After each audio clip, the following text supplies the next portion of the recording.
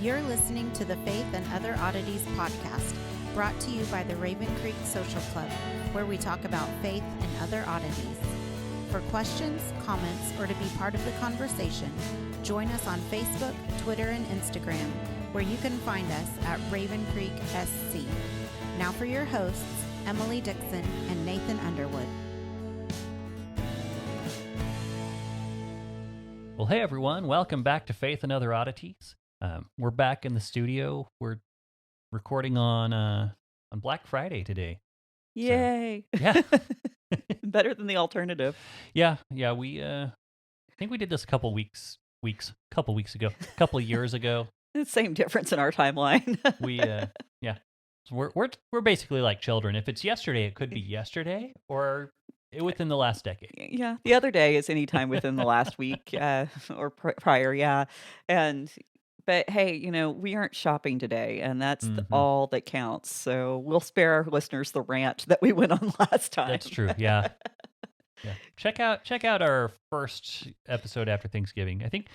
Yeah. So we happened to be recording on a Black Friday a few years back, and that was we kind of went on a rant about retail and not beating each other up over 50% off toasters or whatever you need. It's not good. It's just not good. We got more important things to do with our time.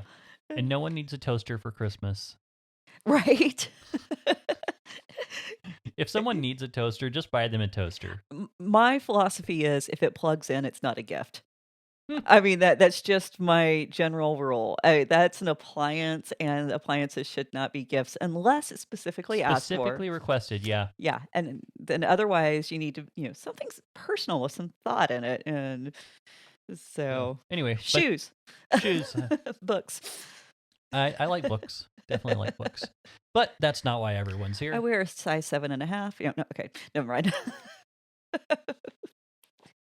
You anyway. have not because you ask not. Read that somewhere. Well, let's not get into that. Let's stick with context. Speaking of, so we're in the Bible. We're in the Back Bible. to the Bible. That's why everyone's here. Exactly. 1 Samuel 28. We started last week to kind of talk about some issues with translations with this passage, because we're talking about that witch of Endor, or was she a witch? Was she a necromancer, a medium? What modern English term best describes what she did? Right. And your guess is as good as mine. Because really, in some ways, she does embody several different aspects, or at least some aspect of the several things that we discussed. And so trying to figure out which thing applied best to her, I don't know if there's one that just fits perfectly. I think it's kind of God's sense of humor, and she does whatever advances the plot. Yeah. Well, there is that. And she does a lot of advancing, because as I was studying for, upcoming episodes where we're moving further into Samuel, this event actually becomes very pivotal. And I was surprised because we're almost taught to treat it like a throwaway event. Right. In a moment of weakness, Saul happened to visit a witch. Yeah. Is kind of how we get. That seems to be and you're supposed to blink a couple of times and then move on. Right. And this is actually setting us up for what's going to happen with David. Yeah, and I imagine I'm probably getting ahead of you on your notes, but I do think it's funny how much detail there is in this story. And where it talks about how he hadn't eaten all day, and then this woman insists that she take care of him. I find, and I'm sure you're probably getting there later. We will get there eventually, but I think I never even realized that was part of the story until recently, until we were going over this. I'm like, wow, there's still a whole lot more here than what we get told in Sunday school. It's like it is like he just happened to have a moment of weakness, was scurrying by, and thought, oh well, I guess I'll just drop in here, and it's not like that at all. No, it really isn't. And when you realize that there is a purpose behind the story besides just a little subplot developing, that it is kind of integral to the main theme, then it takes on a whole different level. And then when you start to see not only this integral to the theme of 1 Samuel, this is just part and parcel of living in this world.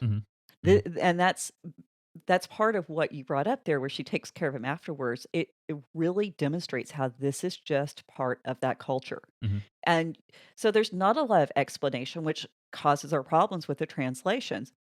And so I had proposed that we considered Hoffner's explanation of how to translate the word ob, which in your Bible is going to be translated, or most people's Bible is going to be translated as medium. Okay. And Hoffner had made some comparisons with various languages that were being spoken and used around that same time period and shortly before. And he said that it was referring to the ceremonial pits that were dug. And in these ceremonial pits, in case you don't remember from last week, they were dug with ceremonial tools. They were filled with food. They might have blood poured into them. They were mentioned in the Odyssey when Hmm. Homer wrote about that. Um, and he was talking about how these were kind of just they were known. Hmm. They were Hmm. used quite frequently in the various cultures, and like I said, not just one culture, multiple cultures. Sure. So anyway, we also I think we ended off last week with talking about Samura, and Samura he addresses the fact that we've got this language where Saul asks for a woman who is the lady. And we got 2 words there, and usually in the English, one of those just gets dropped out. He's looking for a woman. It doesn't say woman who is lady or woman lady. There's just no combination that works there in the And English. he's not asking for a proper woman who like Right. who dresses, in her Victorian uh, get Exactly. up and Yeah, I've been minds her manners, no elbows on the table. may have been watching too many British movies lately because I'm, like, seeing exactly everything you've described. But, yeah, so the Hebrew, when you normally don't have that when you're referring to one person. You have woman or lady. It's not both. So Zamora actually proposes the translation that it's the woman of the lady of the spirits. Hmm. Now, I think a woman of the Lady of Ob or the pit of spirits Hmm. works well. And the reason why I say it works well is because we know that within Hebrew culture, one of the things that was very common was you would take these phrases and you would make them smaller. Hmm. You would use the shortest number of words, the fewest number of words to say what you were trying to communicate. This is the reason why so much of the information we have in the Bible fits in the Bible. And Right. so and now Zamora, he takes a little bit further into the process here than even Hoffner did. And I don't like I said, I don't think it's mutual exclusive. I think, Zamora just wasn't either aware or maybe he didn't agree. He never mentions Hoffner's work, so I don't know his exact position on it. Sure. But Zamora connects us back to the Mesopotamian myths of Shamash and Shapshu. And these are 2 of the triad of the sun, moon, and earth. Okay. And so, one of those would be Ishtar, and we know her from the Epic of Gilgamesh, and Hoffner did mention her because she was the goddess who said she was going to smash the gates of the netherworld and bring Hmm. more dead to the face of the earth than there were people alive. And so Zamora, he talks about Shapshu, and who is a sun goddess, and her job was to bring the dead up from the earth. That she would do it at night, Yeah. and so this is the reason why we have this detail of Saul goes at night, because now that the sun goddess isn't in the sky lighting up the world on her off time, she can take Yeah. some time to let's escort some people out of the netherworld. Yeah. It's a hobby time. Get to. Exactly, and so.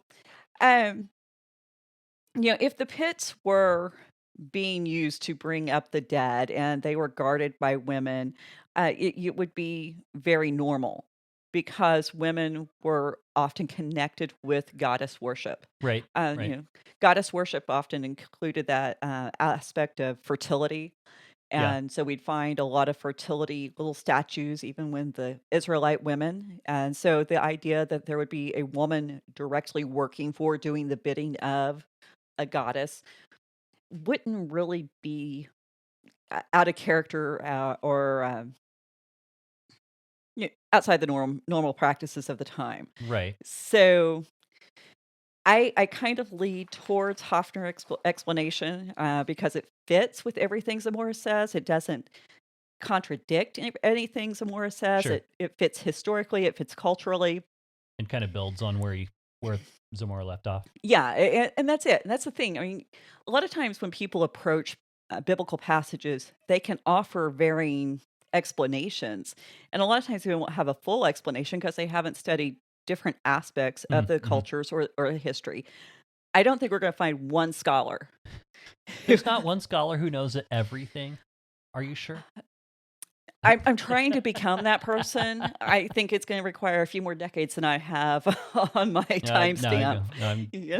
I definitely understand that, and that's the actual. I mean, it's kind of frustrating too because you're talking about how sometimes when they approach the different verses in the different ways, a lot of times when you get into discussions with people about how to interpret different passages, if you don't bring up their favorite scholar, they assume that you haven't studied this passage, and Right. like guys, there's 100 different ways to look at a lot of this stuff. Now there's definitely some wrong ways. I'm not saying that you can just interpret Bible any particular way, Right. but that's one of the common I want to say arguments, one of the fallacies, I guess, that I don't know what would you call that fallacy? It's not because it's like Narrow-minded. it is. It's like if you don't cite that person's favorite scholar, or if you haven't read that person's favorite scholar, then they just assume that you don't know what you're talking about. Yeah, and I think, there is this thing where when you study, you get familiar with certain names that you do rely on.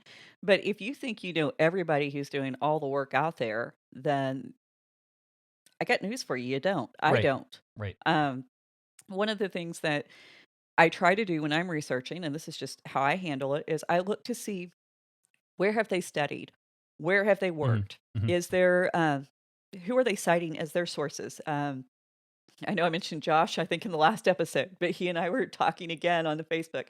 And one of the things we were talking about were bibliographies. And I actually have some books that I have bought just because I want the resources listed. Mhm. I mean, Mhm. not that I really care about the book themselves. I didn't think the book, a few of my books I have, I wouldn't recommend. Imagine that. But they had great bibliographies. Right. And so if they're drawing on good sources. So these are the things that you're looking for is, are they drawing from lots of different disciplines? Are they looking at people with different Mhm. backgrounds? Mhm. Or are they saying, this is what my church teaches, this is what my faith tradition teaches, this is what my favorite teacher teaches? And they, if they're just looking at those things Mhm. and they aren't branching out, then they are not willing to be taught and they're not willing to learn. And yeah, Well, I yeah, didn't mean to open that up, but I mean, I know I definitely see your point, and me personally, I try whenever I research anything, I try to find something from sources I typically agree with, and I try to find more from sources I typically disagree with, yeah. because I mean, if nothing else, it's a good mental exercise to try to poke holes in arguments. But It's an excellent mental exercise, and we shouldn't just argue with the sources we disagree with. I mean, if you find one of my books I have that I disagree with that person or what they've written, you're going to find notes in the margins. You're going to Mhm. find Mhm. underlying stuff. You're going to have me citing different sources. I love doing that, but I also like listening to sources or you're reading books that I do agree with and arguing from the opposite position. Mhm. Mhm. That's a really good thing to do, and I'm trying to understand, why do you accept this position? Why do you ascribe to it? Was it really proven to you? Did you really examine it? Or did it just sound good and you could just go with the flow? Right. And so, not that I want to, didn't mean to go off on those, but No, that's fine. I mean, I think people need to hear more of that because it just seems like getting more and more prevalent. Just the bad arguments and not addressing your own scholars. So, or calling people names and discounting them because they're a heretic or they're blasphemous, or if someone's wrong and you really want to approach them from a Christian position, you should be dealing with them in kindness, mhm. dealing with them in love, asking them questions, trying to operate with some empathy. Mhm. But just to shut someone down or shut them out because you disagree with them, and I mean, there are times to make boundaries, don't get me wrong, Sure. but just to immediately do it out of hand, then that's arrogance and hubris, and you need to really reconsider your position. So, So moving on. yeah. So So, oh, but anyway, Hoffner, I am agreeing with him. I'm leaning towards him because not only does it fit all of those, the cultural and the historical, but it also makes sense of this verse, Isaiah 24:9. Listen to this. And you will be brought low. From the earth you will speak. From the dust your speech will be bowed down. Your voice will come from the ground, like the voice of a ghost, and from the dust your speech shall whisper. So that word there for ghost is ob, and Okay. that same word, and it could actually be translated as pit and still work. Your voice will come from the ground, like the voice of one from the pit, like the voice from a pit. So, or the voice of a pit. It still works within the context of the Hebrew. And And now, who is it that's speaking there, and who's being addressed? now I don't remember. Well, you'll have to look at the Sorry, so 24 what? 24, 29:4. 29.4. I got 29.4 or 24.9 in my head. Oh, I'll come back. Go ahead with yeah, what you got, and I'm just curious. I'm gonna look see who got. yeah. That's always a good question. We talk about context. So, the servants tell Saul that there is a woman who fits this description and that she lives in Endor. So, if we want to talk about Endor and where that was, this actually answers a question that you asked on last week's show. Did Saul have to go behind enemy lines? And it's a great question because it's still being asked. No one's It's actually good to know. yeah, no one's actually answering it, but there's great arguments from both perspectives. And so the first mention of Endor, which kind of gives us some idea of location, is Joshua 17:11. And it says it's a tribal allotment to the tribe of Manasseh. However, it's not conquered at this time. So the exact location, like I said, still in debate, but we know it's probably somewhere in the Jezreel Valley.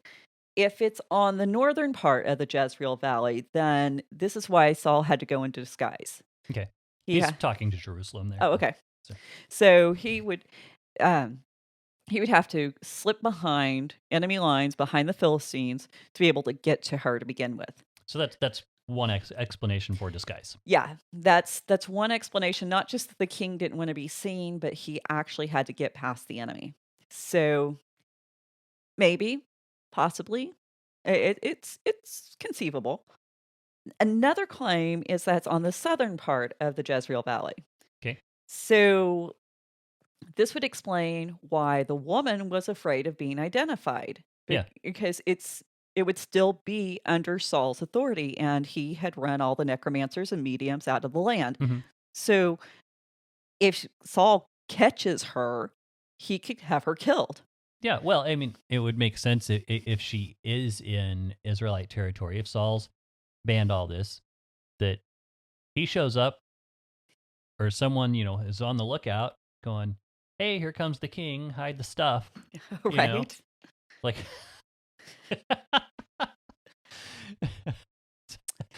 unrelated story. Not really, but kind of related. We filing this under other oddities. Other oddities. I just remember I live here in Norman, and I used to hang out with some friends over at Walker Tower, and when they do fire drills, it was not uncommon for RAs to walk through the dorms and just check for anything that might be left out. Gotcha. And I remember one time I was there and there was a fire drill, and one of my friends running down the hall going, fire drill, hide the beer. And that's what I thought of when I was thinking of someone on lookout, and you got all your scrying stuff out here to see the dead, and covered up. So just running down the hall with his hands flailing. Just shows you that human nature is the same. Yeah, I mean, yeah, we try to make the Bible stories, everyone's so different than we are, and it's a different culture, different time, and but the humanity is the same. Humanity's still there, and we have to keep that in mind, because I do think it would have been like if King Saul had showed up with all of his entourage and everyone. You guarantee it's going to be a big deal in the town, Right. and she's going to find out, and she's going to hide her stuff. Yeah. So. Yeah, I mean, because she basically, if she had gone public and was discovered, it was a death warrant. Mhm. And so, but okay, that was actually the argument that people use against it being in the southern part, because why would she stay? If he'd driven everybody out, why would she still be in this location? Because things are more lucrative where they're illegal. Well, there's that. I hadn't even considered that. You're right, though. Absolutely right. But this actually leads in and lets even more credibility to Hoffner's position, because an ob, one of these spiritual pits, had to be built in a specific location. And these locations would be passed down from generation to generation. Mhm. And so we know from the Bible that certain geographic locations do lend themselves to having more spiritual activity or opening a person up to Sure. a spiritual Sure. influence. Remember Bethel with Jacob's Ladder, because I know there's going to be somebody who goes, wait a minute, Bethel with Jacob's Ladder, Mhm. the top of Mount Sinai, Hermon, Mhm. Caesarea Mhm. Philippi, Balaam, whenever he got ready to prophesy, he went and found the right mountaintop to be able to tune in to the spiritual world, for lack of a better term. So if she had inherited this place and she would have been entrusted with it and expected to guard it, not just to guard it so that other people couldn't use it, but also to guard it so that the wrong spirits couldn't come through. Mhm. And so she's not going to leave this place. And also, like you said, it's lucrative business. You would get paid for this. Yeah. Higher risk, higher reward.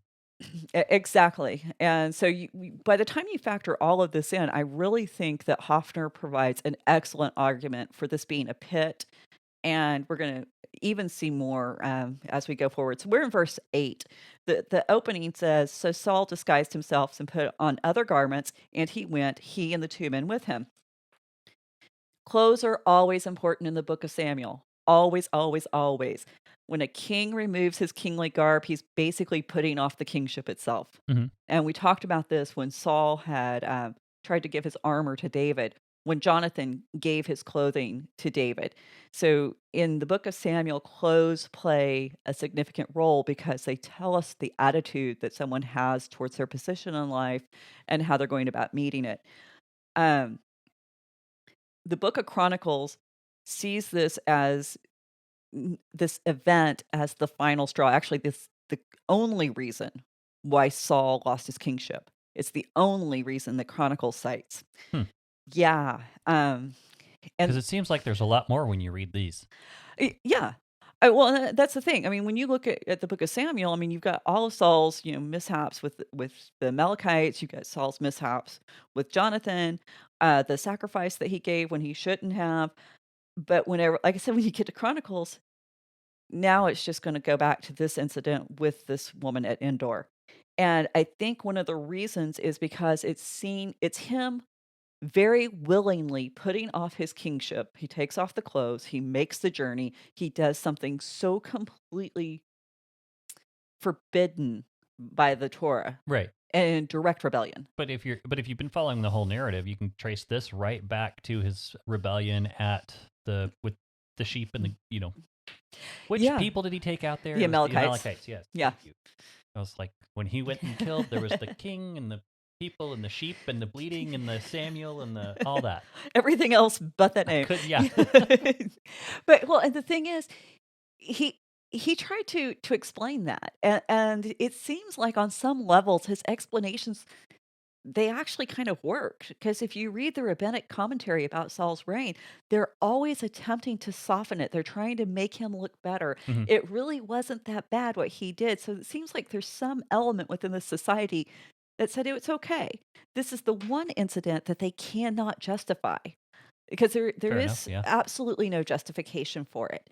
And I think it's very interesting that it provides such a large clue as to how we should look at dealing with the spiritual realm. That word. So the verse continues again, verse 8. And they came to the woman by night, and he said, Divine for me by a spirit, and bring up for me whomever I shall name for you. So, like I said, night, that's when the sun goddess is off duty. She's got some spare time. She's going to be, escorting spirits to the top side. And of course, I'm thinking of like an Uber driver. Yeah. Like being a sun goddess doesn't pay what it used Yeah. to. A supplement. Well, I actually. So this word here, I'm just going to move past. This word here, divine. This is the same word that's used for Balaam and other false prophets, false prophets. By the way, just so you get that connection, that this is not just supposed to be a story trashing women, but it's also the word used directly in the prohibition against divination. Deuteronomy 18:10, 2 Kings 17:17. Yeah. So divine, to bring it up. This is not something that Saul can go, "Oops, I didn't know." I Right. mean, and we Right. also can say he knew because he had also driven everybody out. Hmm. So once again, you see why this is something that could not be excused or justified in any way by the rabbinic debaters, The rabbis. the rabbis. Yeah, I was just. I got that image of them sitting around trying to sort through all the pieces and arguing all the points, and yeah, sometimes my thinking is too visual. By a spirit, he wants her to divine by a spirit. It's when someone does this. Typically, the idea is that they have a spirit that has attached to them, and this spirit that's attached to them or form this relationship with them is a spirit that they can very easily communicate with, and it's one that can communicates to them very easily. And it's this spirit that will go into the underrealm and kind of fish out and find the right spirit that their person is looking for. Yeah. Which So would also tie to that idea that it might be Ishtar or divine for me by a spirit or by exactly. whichever deity you serve to do that. Yes, it's not that this woman herself could go into the underworld and retrieve someone, but she could kind of use this spirit guide or spirit, Intercessor. yeah, to go and be a retriever. You know, this is the one I need, and this is the reason why that. Cerberus. There you go. Fetch. Um, Yeah, I'm sorry. I'm like you were like all over the place. I'm like everywhere today. It's the ham. It's the ham. It's turned you into one. You are what you eat. I don't know. That was a dad joke and a It half. really I'm was. sorry. I We apologize. we both did it. So anyway, and you at least have an excuse. But this is why we have this familiar spirit language. The word in Hebrew for necromancer is one who knows the spirits, Mhm. or one who knows with the implication the spirits. So the word spirit is actually kind of dropped off there. So back to that where we were talking about using the most truncated form of the Sure. Hebrew. So Saul indicates that he doesn't want to just speak to any spirit. And a lot of times when you would go to these people, it seems like they just wanted some news from the spirit world. They weren't necessarily looking for a particular person or a spiritual entity. They were just trying to make contact because Mhm. everybody who's spiritual is smarter than us, is kind of the idea, or they know something that we don't know. And so he's making a very specific request, and so this also tells us that this woman was probably well known and for being skilled in this, to be able to contact a specific person. So this isn't just like I said last week, I'm getting the feeling of someone with a J in your Mhm. life. This is a very, um, very focused attempt that she's supposed to make. So, verse 9.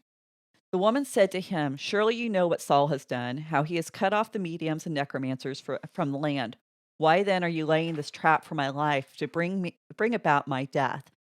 So she's indicating she's living in a place where Saul has the authority to kill her. Mhm. So back to that southern argument, she's using a different wording than Saul and his men in verse 7. She says that he has cut off Ha'ob, not the one who served the lady, but ones who has the pit. He's cut off the pits, specifically the pit themselves, not Okay. the person servicing the pit. You know it's illegal for me to own such technology. Pretty much. Yeah. And the thing is, there's a good chance that Saul may have specifically forbidden the use of pits in the land at that time, but he still allowed other forms of idolatry. I mean, his own daughter had teraphim in her house. Sure. Sure. And so he could have simply outlawed one particular practice that would have been the most advantageous for him. And I think we talked about this a little bit in last week's episode, where, if you're the only person with a direct line to the spirit world that's full of all of this knowledge, then you want to make sure nobody else has it. This Mhm. ensures that you have got the best intelligence available. And so the idea of cutting off communication through pits or whatever mean, this is really smart. And Saul tends to do what is really smart when it comes to ruling his kingdom, as far as what we as human beings would consider wisdom and very efficient. So, verse 10. So, but Saul, listen to this. Okay. No, this is a really funny conversation. It's a crazy conversation. It'll give you a headache. So this verse in particular was the one where I just wanted to like stop and beat my head on the wall for a moment. And if I could have grabbed hold of Saul and just shook him, reached through history and done this, I would have. But Saul swore to her by the Lord, "As the Lord lives, no punishment shall come upon you for this thing." He's clueless. He swears by God that God will not be true to his word. Yeah, and we have the all capitals, so we got Yahweh there. Exactly. That's the part that I'm like going, ugh. What? Yeah. I'm going to Maybe promise you God can't be trusted. I'm going to promise you by God that God is a liar. I mean, this tells you how clueless he never gets it. He just never completely understands who God is or what God wants from someone. And this is why he can't be king. And I think this statement is so telling because you see it. I mean, yeah, he'd run all the necromancers and the mediums out of the land, but the minute he needs one, he goes and tracks one down, and then he tries to bring God into this transaction. I mean, because outlawing the mediums and the necromancers and what have you, that wasn't even his decision. That wasn't his decree. God had already set that into place. And now he's saying, well, we just won't pay attention to what God has to say. And what I say is more important than what God has said for his land. It's not. It's. Well, it's kind of funny because it's almost the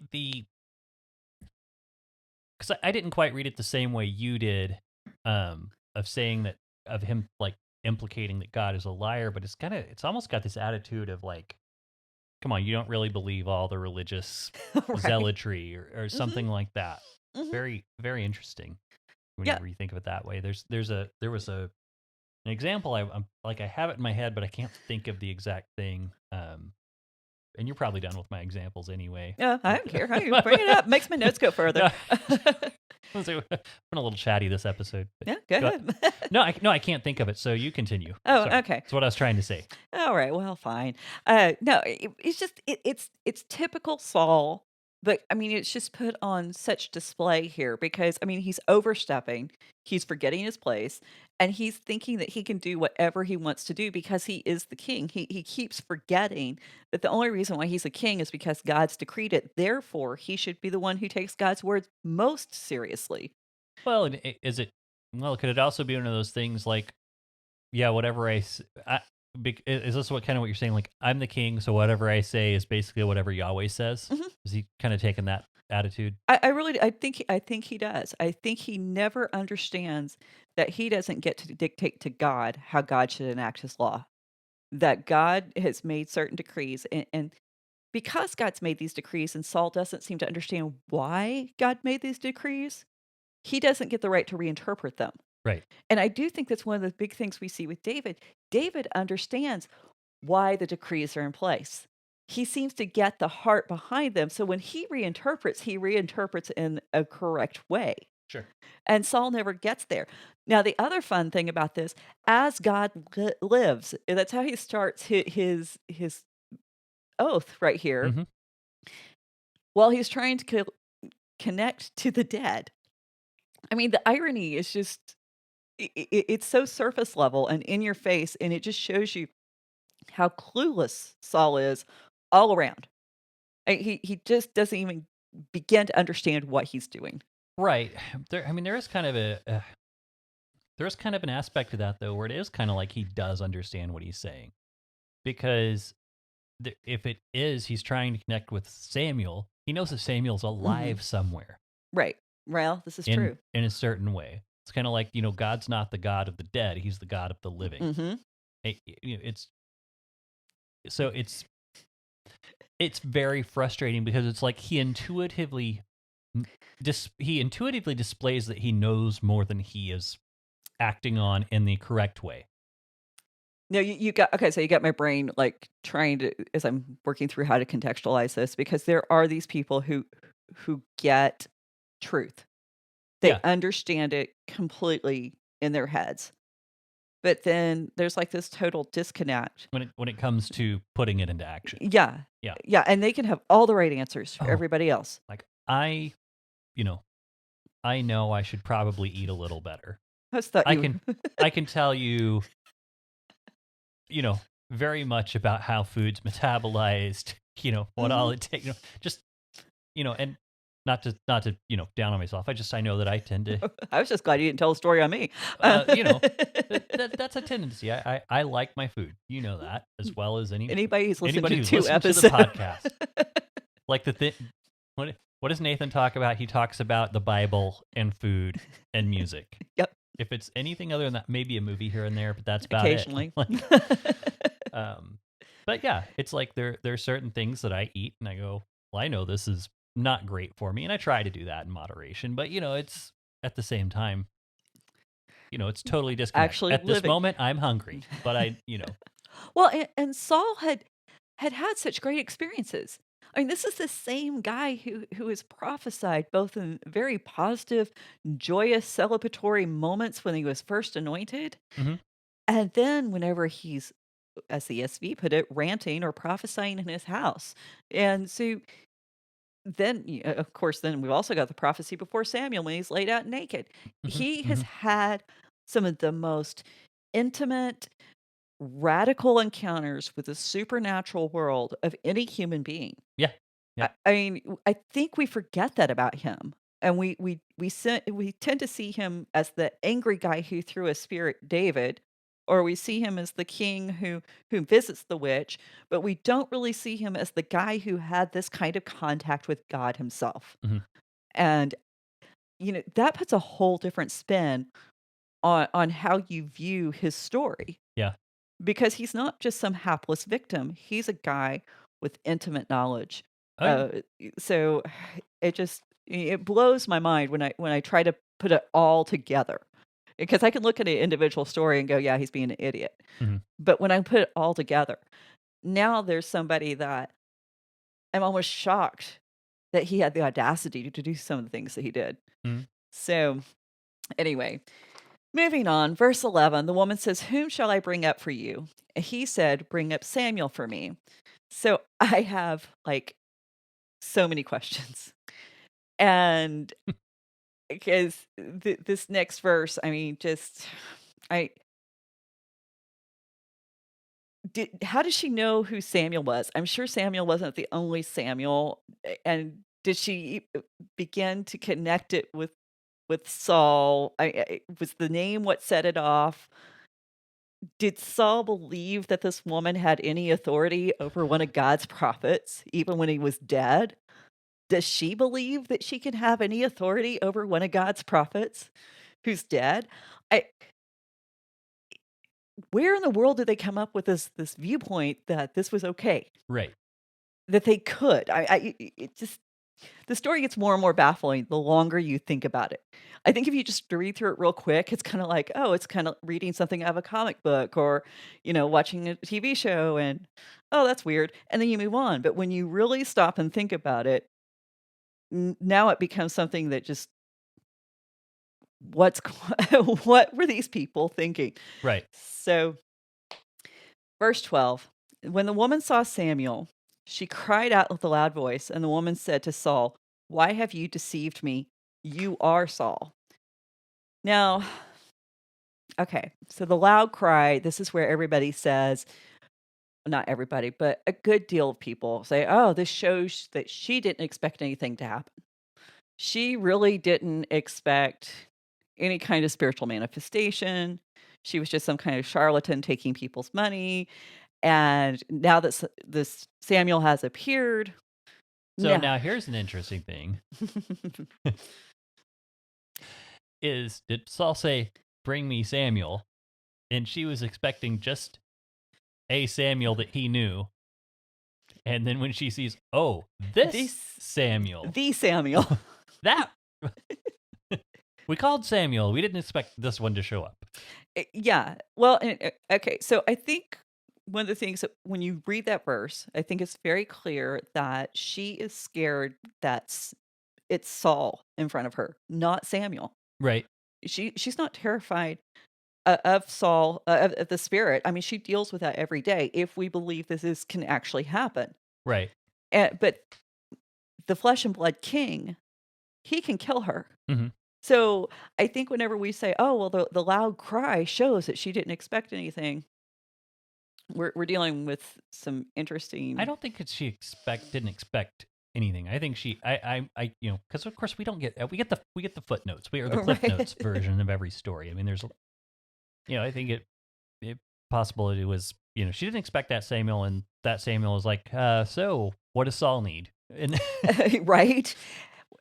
Well, that's the thing. I mean, she's very much aware of what Samuel is doing as he arises Mhm. before, and there's this really weird shift, and we're going to talk about this, where once Samuel starts talking, she disappears from the story. Mhm. Then when Mhm. Samuel stops talking, she reappears. And so there's this very interesting shift where it seems like Saul is communicating directly with Samuel, Mhm. which would have been unusual. So anyway, but one of the things I wanted to look at before we got there were the three main ways of interpreting this, because there are three primary ways of interpreting the story. And this has been a debate that's been raging for literally centuries, Mhm. and actually for probably longer than that. But and I don't want us to just kind of gloss past them, because I have my way that I think is correct in reading it. Well, And and also I don't think we should gloss past it because it's been glossed over hundreds of thousands of times in our own childhood. oh Probably, yeah, just well, ghosts aren't real. yeah. Where Yeah, do we get that idea? spirits of the dead can't come back to Earth Ye- unless we actually, you read the read the Bible. Bible. Yeah, well, okay, so that's the first argument, the first way people interpret it. This is not Samuel. This is a demon posing as Samuel. That now to get there, you have to arrive with that presupposition: the dead do not communicate with the living. Right. And why do we say that? I mean, the scripture never says that. We're told not to talk to the dead. Mhm. Now, nowhere and at no time have I ever been told not to talk to a doorpost. Okay? The reason why this has not been said is because doorpost will not talk back to me. You should hope not. Right? Yeah, that's just the thing. If there's not the possibility of a return conversation, you typically don't have to tell someone don't talk to them. Right. I mean, that's the fact that there is a command against it presupposes that there is the possibility that it can happen. So I think that whenever we say, "Hey, the dead can't talk to the living," we're reading with our either very modern bias or Mhm. our very materialistic bias, or our very limited bias on what the Word of God actually says.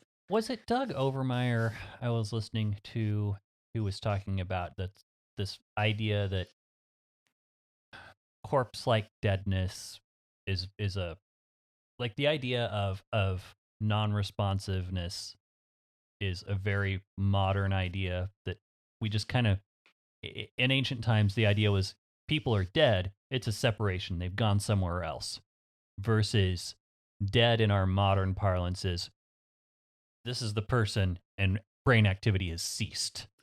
And so That sounds like a Doug thing. I can't 100% say for trying to sure. remember where I heard that from. It sounds like something Doug would talk about because It, he talks a lot about how we're not just physical creatures, we're physical and spiritual creatures Mhm. at the same time, and And one's not more important than the other necessarily. mhm. They are.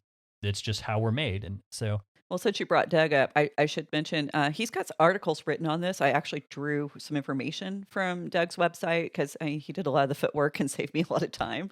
And so, uh, anytime you want to talk about anything spiritually related as it occurs in this world and life today, Yeah. You need to check out crc.com. They're online, or just Google Doug Overmeyer. Yeah. You're going to find him.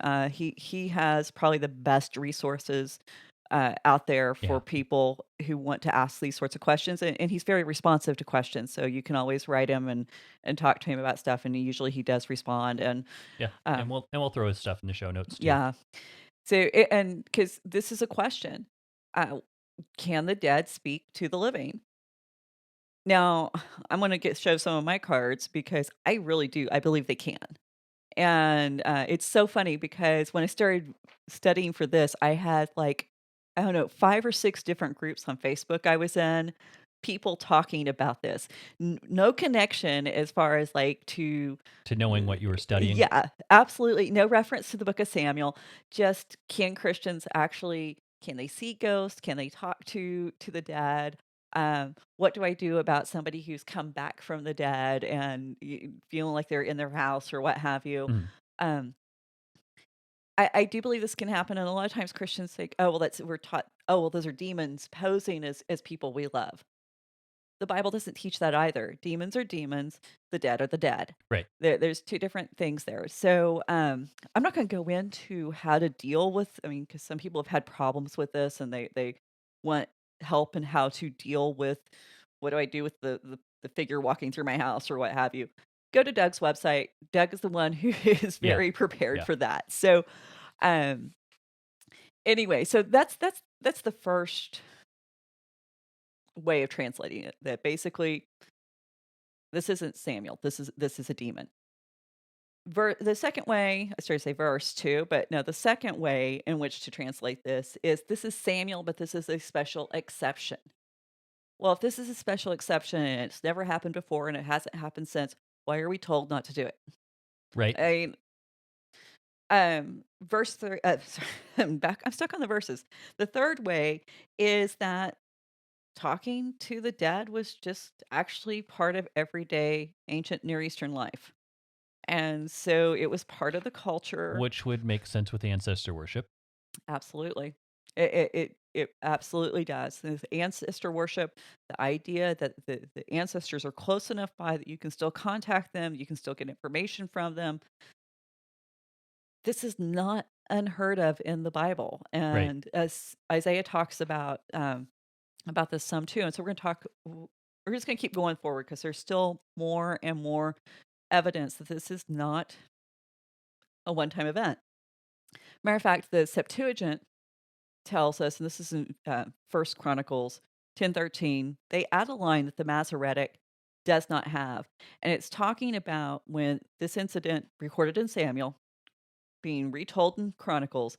It says, "And the prophet answered him, him." Talking about Saul. Mhm. So the Septuagint specifically says that the prophet answers Saul. Right. Sirach, which was written around 200, 175 BC, somewhere in there, praises Samuel for continuing to prophesy even in death. So part of the Jewish tradition is that this was Samuel. Hmm. And we really don't see any doubts about the efficacy of talking to the dead until about 600 AD or Yeah. CE. Uh, and even with the doubts about whether a person, an ordinary person, could do this, First Samuel is still being read literally. There were a lot of debates and discussion among the early church fathers. Augustine changed his mind back and forth throughout his entire time. Not really surprised to see that from him. Say about this and a great many things, but moving on. Yeah. So he did finally land on that a literal reading was the correct way. So points to him on that one. Um, Arguments for it being a demon were presented by Cyril, and uh, and it's centered on verse 13, which I believe verse 13 was where she cried out. Um, oh yeah, sorry, I do have got written here. The king said to her, "Do not be afraid. What do you see?" And the woman said to Saul, "I see a god coming up out of the earth." So we're going to leave Cyril behind, but this is the verse that he's using to say that it's a demon. Right. Now, was Cyril, was he, where was he from? Was he a native Greek speaker?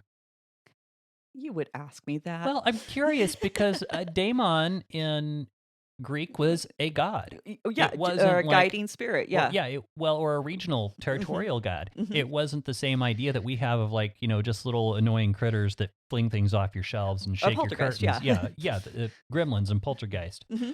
Interesting enough, gremlin is a very new word. I realized I didn't know that until No, I didn't. that's a I whole thought it other was a thing. car. Anyway. Like etymologically speaking, Yeah. it's been around for a little while, but apparently it's fairly new. But that's beside the point. I'll try to figure out where I found that and put it in the show notes. Yeah. Or paddle store something. Anyway, go ahead, continue. But yeah, so like I said, it wouldn't have just been like this little creature that runs around impersonating relatives and just Mhm. annoying people and haunting houses and all that. Right. It would actually be a greater character. Thus, this god verse would make a little more sense if that's what he was using to identify it as a demon as opposed to a ghost. Yeah, I would have to. I mean, we're talking early church fathers, and I just kind of brush past them because that's not really my thing. Yeah, I mean that's not really our area of emphasis. I mean, Yeah, but I'm gonna I know have that a good number of them spoke Latin, but not Greek. Greek. Which is why my cat's named Augustine, because he doesn't read Greek. So it's funny. So and he's a little cross-eyed. That has nothing to do with Augustine.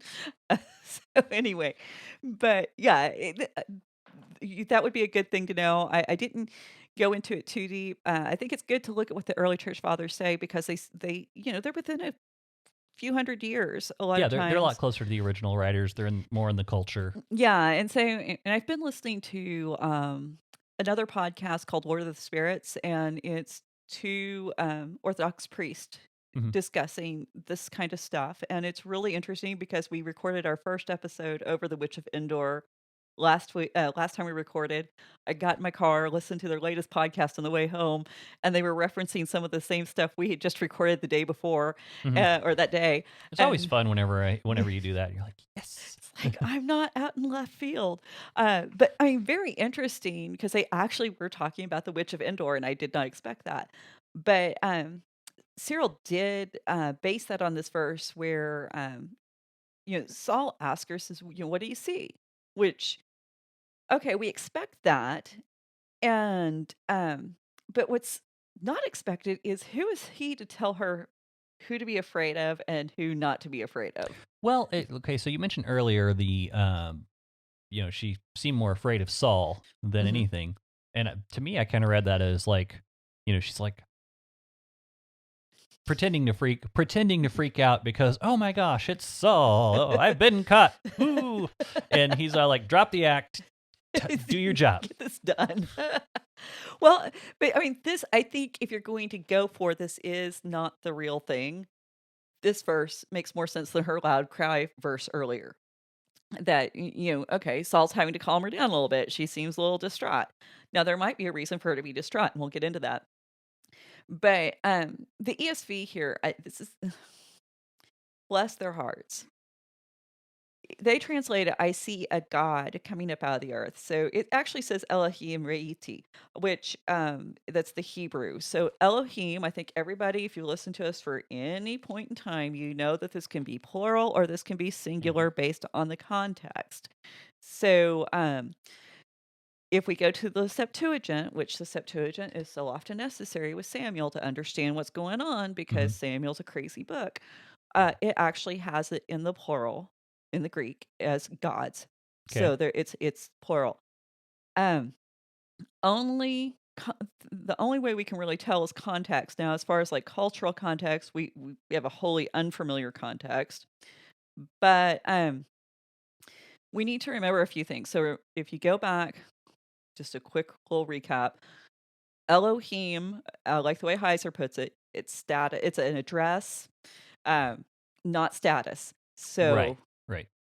It's a somebody or something from the spiritual realm. Yeah, and the way, I mean, and not to just totally just rehash everything Heiser says, but the way that it was clearest to me, the way he said it, you said it's an address, but you mean address as in a physical location, not as a way to address someone, Right.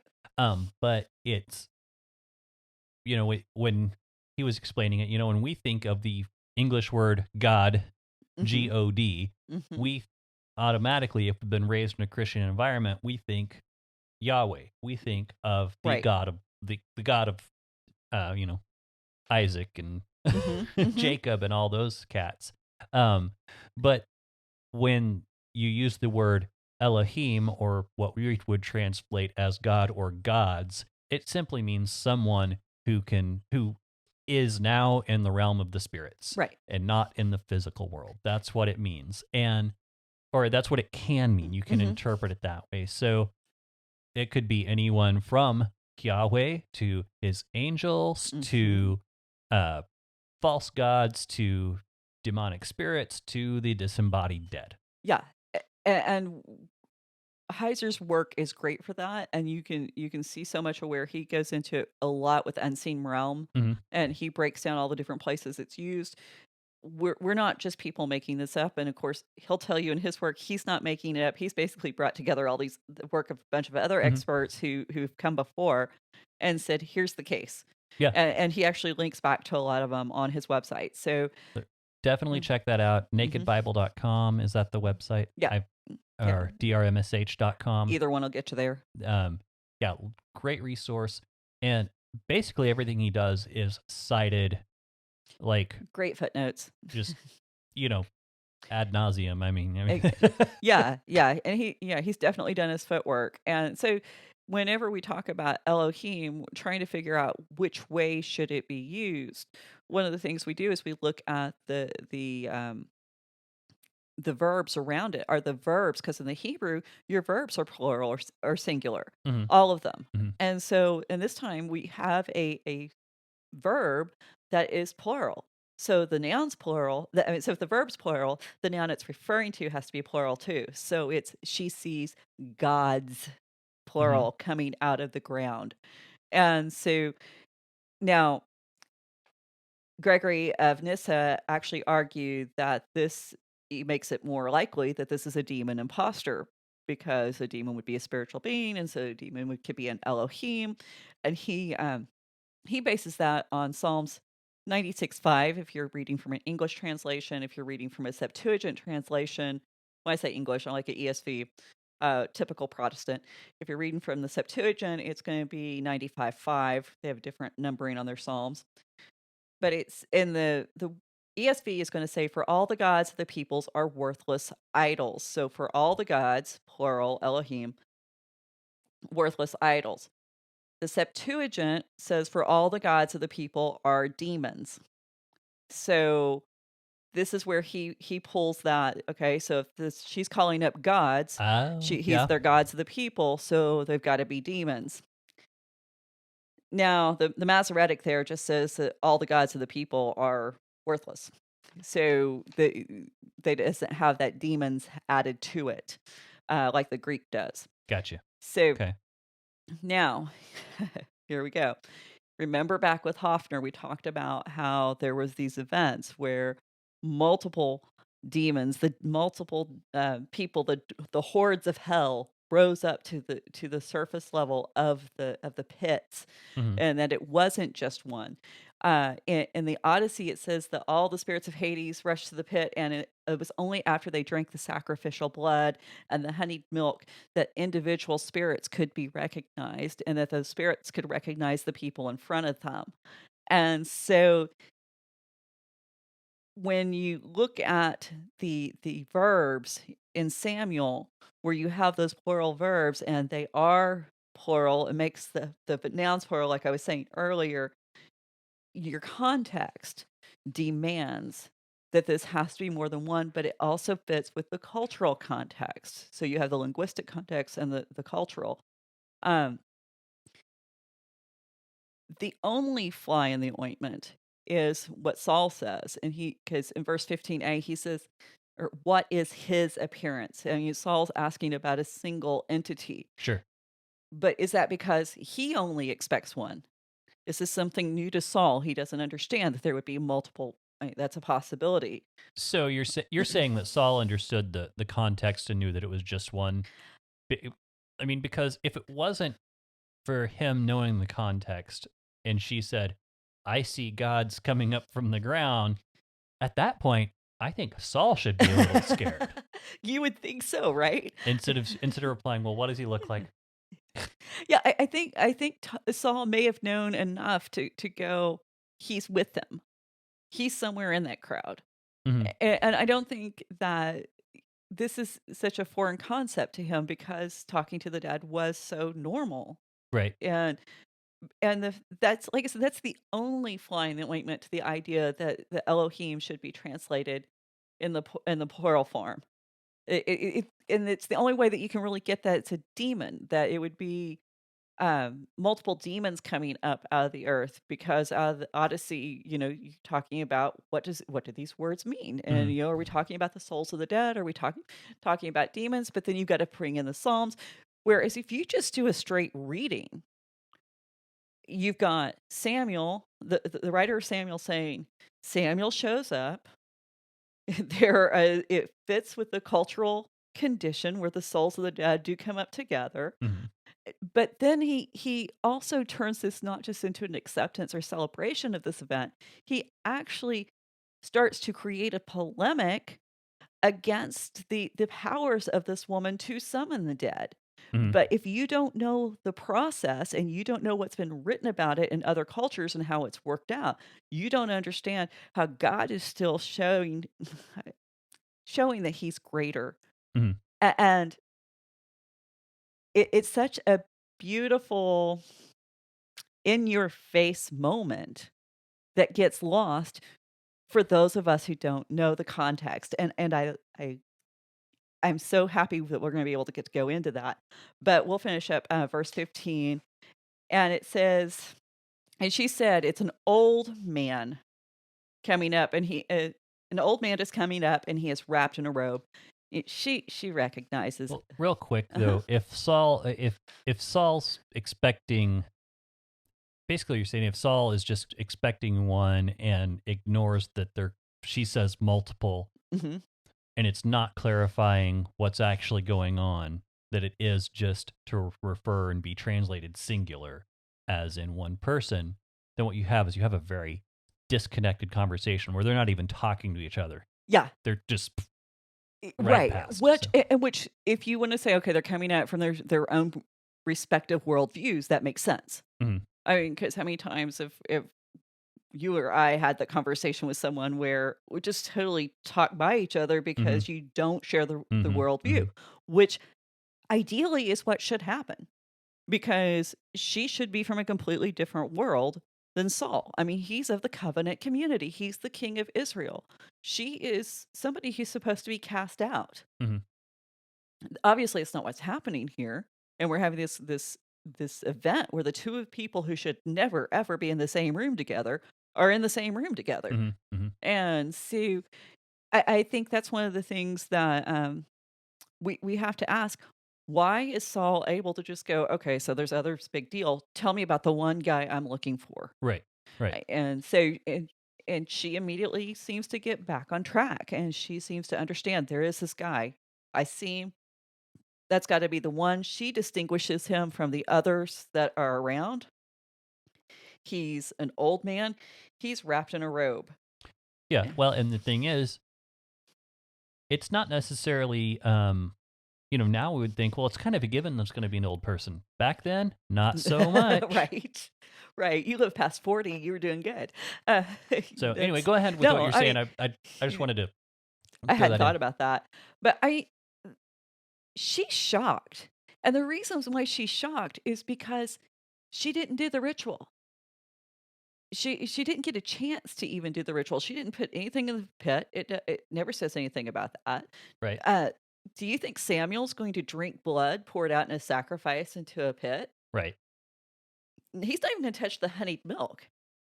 And the fact that not only is he coming up out of the ground, he's coming up and he's fully recognizable without partaking in any of the things that the spirits need to nourish themselves enough in this realm to manifest. Uh, Interesting. Yeah. yeah, that's what I love about it. And this is the reason why it's got to be an act of God. It's not just her talking to the dead. This is a profound sign of God's power, both in life and in death. Hmm. And she would have been completely blown away with this because she knew, I haven't done it right. I mean, all you gotta do is watch one scary movie about somebody trying to do a spell where it gets interrupted. They lose their minds. Okay? The world understands this better than people in the church do. Yep. You Yep. know? They get what's happening. And It's well, it's the lack of imagination. It's Mhm. because we have to say it. There are Christians who have to believe it doesn't exist because they can't believe in a God that's greater than that. Well, I they've mean, al that's just. I know that sounds harsh, but that's kind of where it is. So they've go ahead. already made up their minds that the dead do not speak to the living. Mhm. They've decided that, and where where did they get that idea? They got that from science. They got that from the Enlightenment. Right. They did not get that from the Bible because the Bible never once says that. In fact, what the Bible says is everyone's gonna be talking to the dead at some point. The dead are all gonna be raised. Mhm. And so the Bible makes these very bold proclamations about death not being the end. We don't just disappear into the abyss and the great void when we die. We're still very real. Mhm. And I think sometimes we that lack of imagination you were speaking of, we can't imagine what it must be like to still exist someplace other than right here. Mhm. Mhm. And the Bible says right here is not really all that much. And so we have to be able to take ourselves outside of this very materialistic worldview where everything begins and ends with what I can touch, see, smell, hear, taste, Mhm. and recognize that God's truth is bigger. Yep. And until we can get there, we're never going to be able to do more than a surface level of reading of the Bible. Yep. So I'll stop preaching now. So, well, no, I think that was a much better episode than I thought it was going to be because we didn't. Don't take that the wrong way. A lot of times, no, a lot of times when you listen to We people, had a false start. well, no, well, a lot of times whenever because you kind of told me going in, you're like, we've got a lot of notes for this small section, and a lot of times whenever I listen to stuff and they're like, well, we've got a lot of notes over 3 verses, it's like, oh no. But I thought there was a lot of good stuff there, so I Well, really, yeah, it's fascinating, and I think that's one of the things that I can honestly say it fascinates me, and so I hope that maybe I can share some of that with other people yeah, because I love finding out those little bits of the history and the culture.